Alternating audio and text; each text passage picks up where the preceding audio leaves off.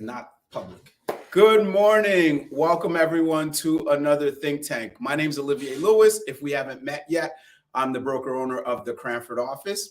And every Tuesday we do these think tanks, which are topics that I get from you guys as far as feedback of something to cover. So if this is your first time tuning in, please comment and engage and take part. Let me know if you have any questions. Please feel free to chime in. Anyone on YouTube, hit that smash button.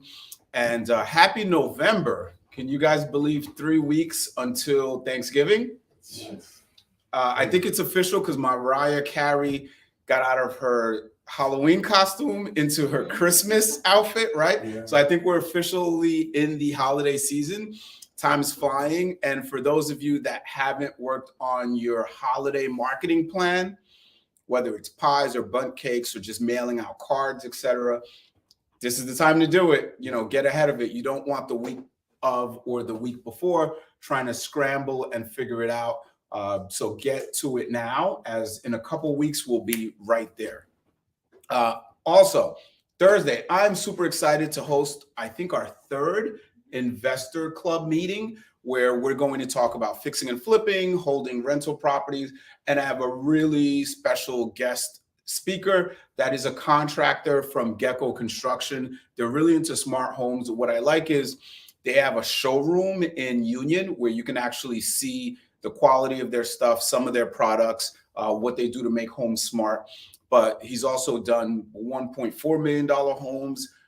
And we have a listing now that you can actually see some of the quality of his work if you want to go into a listing. But he's going to be here to answer some of your questions. I don't know if he's going to be able to answer all, depending on the range of questions. But this is going to be helpful, as a lot of the questions we have are construction related.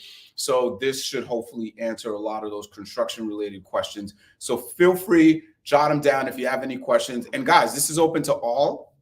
So all of our offices, you're welcome to join us this Thursday, 10 o'clock in the Cranford training room. It goes about an hour. And again, we're going to have a special guest host, which is a contractor. So it should be a very high level meeting. And that's this Thursday at 10. So let's jump into today's think tank, which is all about your database and the importance of your database. Your database, guys, is gold. That's where your clients are, and that's where your sphere of influence, that's who everyone that you meet should be held. It's the one place that you should live by. It should be the lifeline of your business. Again, it should be the lifeline of your business. I know it's happened to me. Has it happened to anyone here where you've lost touch with someone and then you found out that they bought or sold a home? Exactly. It's happened to me as well. Have you had a past client that bought a home with you? A couple of years go by, you lost touch, and then you're in the MLS, you look at the hot sheet and that home is listed? Yeah. That's happened to me as well. And part of it is just not using the database efficiently. Sorry.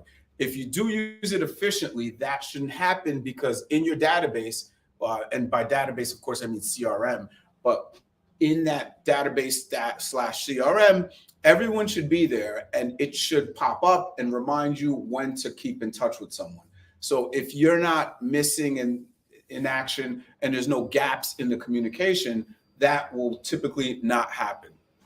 So again, third time I'm saying this, treat your database, your CRM, as the lifeline of your business.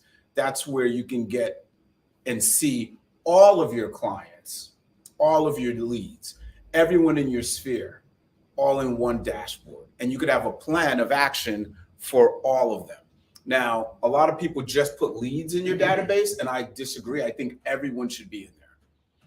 Even your family members that you talk to and they know you're in your business, your neighbors, the businesses you frequent, everyone that could potentially refer you someone, because they all need a plan of action. Your friends, family, yes, they know you're in real estate, your best friend, but if you're not keeping it top of mind that you need referrals, they sometimes forget. Would you guys agree? Mm-hmm.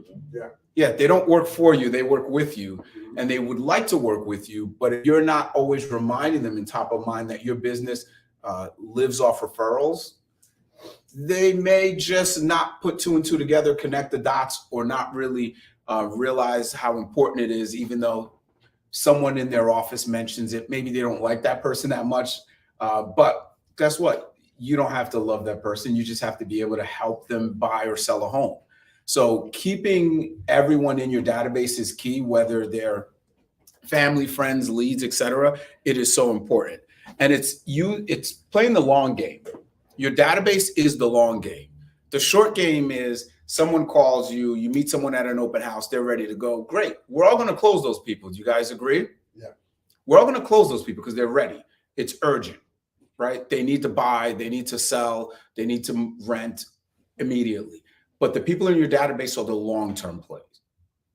And if you don't have a plan to work on the long-term plays and the long-term clients and convert the long-term clients, you're just going to lose money. The opportunities are there. It's just how do you manage the opportunities? You guys have probably heard Carl and I say this, the quality of the lead is as good as the quality of your response. And that's where we got from our coach. But your database allows you to have a quality response in the long run with all of your clients, sphere of influence, etc. So let's look at a quick 3-step process of working on your database. One, be intentional to grow it. It's kind of like if you had a restaurant or any other kind of business, you need to grow that customer base. So you need to grow your database because those are your customers. And there's active, which you're working on. There's nurturing, which are the people that aren't ready. And obviously the people that you've closed, they're in a different bucket, etc. But be intentional to grow it. Every day, you guys should be working on lead generation because without leads, what are you going to be missing?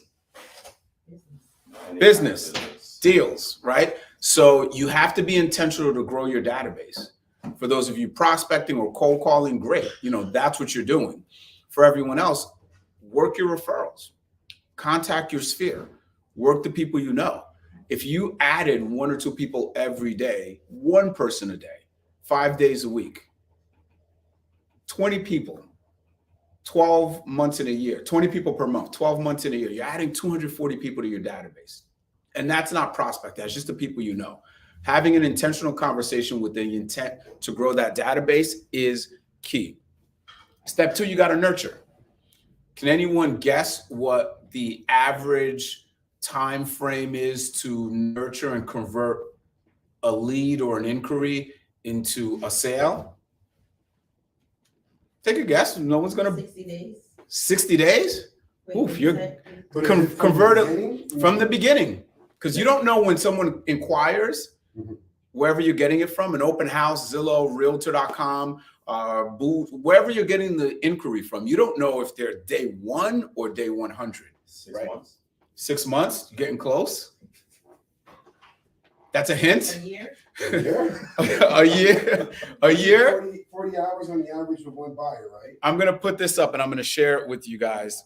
For those of you here, you can't see it, but I'll get a little close and read. So don't mind me. This is going to be a little close up so I can read this.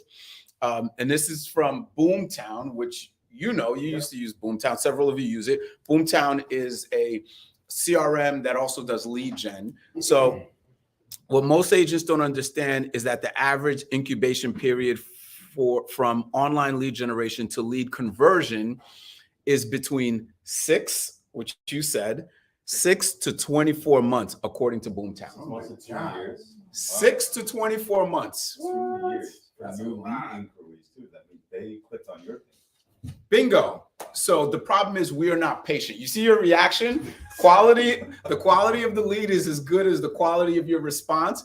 When you guys get an inquiry and they're not ready and they don't have a time frame and it sounds like it's going to be 24 months, that's how most agents react.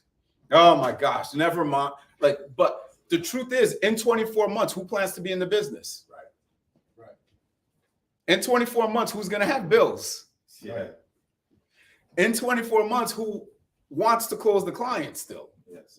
It's just you got to have that mindset that part of your job is not only to attract and generate and build your database and generate leads, but the other part is you have to nurture.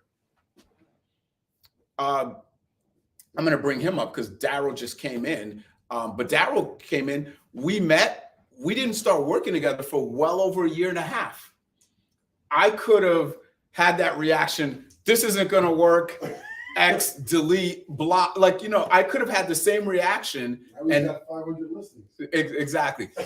Same thing with Saida. We knew each other, and we opened up the office, and it took a couple months, maybe 6 to 8, I don't remember exactly, for her to get. And it was nurturing the relationship. So it's not always a quick buyer's ready to transact. Sometimes it does take nurturing, and we have to get better of that in the industry. I just want to add, you're absolutely right. It just happened to me last Saturday. I was doing something and I got a text message from a client, and I knew I hadn't spoken to him so long. I didn't remember the date, so I scrolled up to see the last time we spoke. Yeah. 2017. 2017. Just sent me 5 houses over the weekend. Bingo. That's nurturing. Yeah. October of 2017. I was like, and then I felt bad I never kept in contact with him. Yeah. I'm thankful he remembered me, Yeah.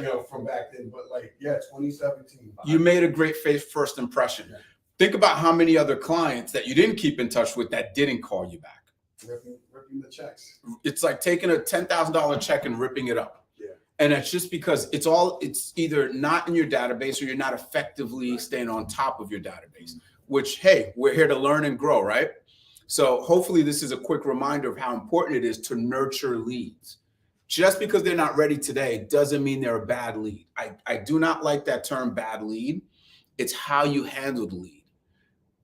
It's how you handle the lead, because someone that doesn't qualify for a mortgage today, they are not a bad lead. They're someone that needs to work on credit, save up money, fix their taxes. Hey, if they have to fix their taxes and that takes 2 years, is that a bad lead? No. Right? But we don't like to nurture. We want immediate gratification. It's just like you get a text message and you're busy, and then 3 minutes later you get question marks. Right? The world wants immediate gratification, and we want it. We're salespeople. We have bills. We want to close sales. But guys, you have to learn to nurture. And then once you nurture, step 3 is you convert. Adding value, solving problems, being a resource. That's pretty much what you have to do once you convert. But to get to the part where you can convert the lead, you have to nurture the lead. To get to the part where you nurture the lead, you have to do what? Generate the lead. It's a 3-step process. And if you follow the 3 steps, you turn leads into clients. And that's what we're here to do, right? Turn leads into clients. But you have to take that inquiry. You have to try to generate the inquiry, turn it into a lead, get it into your database so you can follow up. There's probably more of those that are in your database. Once you get it, you have to nurture if they're not ready. And that's going to be a majority of them, because not everyone's ready today or finds what they want today or is realistic today, etc. And then through the nurturing, you can convert them to a client. It's the funnel metaphor. It's the funnel. So that's what I wanted to talk about today on database. Any feedback or questions on database or challenges or issues? Anything you guys want to share? Success stories? What's the average amount of hours you spend with a buyer? Isn't it 40 hours per buyer average? I think markets have changed that. Maybe gone up more. It's probably gone up just because the last couple years it's been, writing 10 offers, showing X amount of houses, because it's been longer. I don't know the stat off the top of my head, but I think that's close based on the annual NAR, National Association of Realtors study, but it's about 40 hours, give or take. I think that's probably gone up in the last 2 years, but I'll pay attention to this one. But I did put this article out. It's here. The average time to convert and incubate is 6 to 24 months.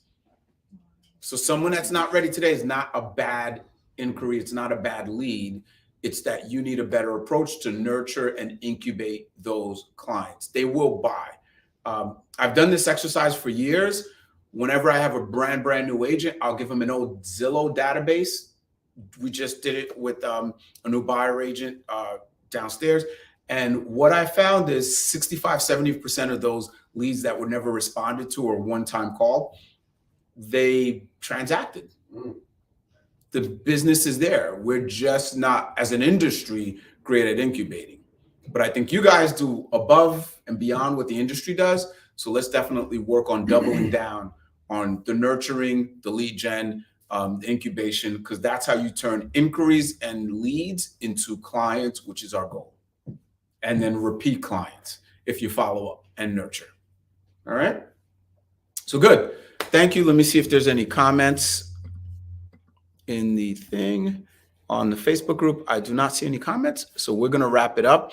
Again, guys, Thursday, our investor club meeting at 10. I have a contractor that I've worked with that will be here answering some or all of your construction questions. And he has a showroom, really tech savvy guy. He's turns homes into smart homes. So I wouldn't put someone in front of you that I didn't think can add value. So hopefully you guys can come. It's open to all offices. So please join us 10 a.m. on Thursday. And I will see you guys at the next Think Tank. Take care.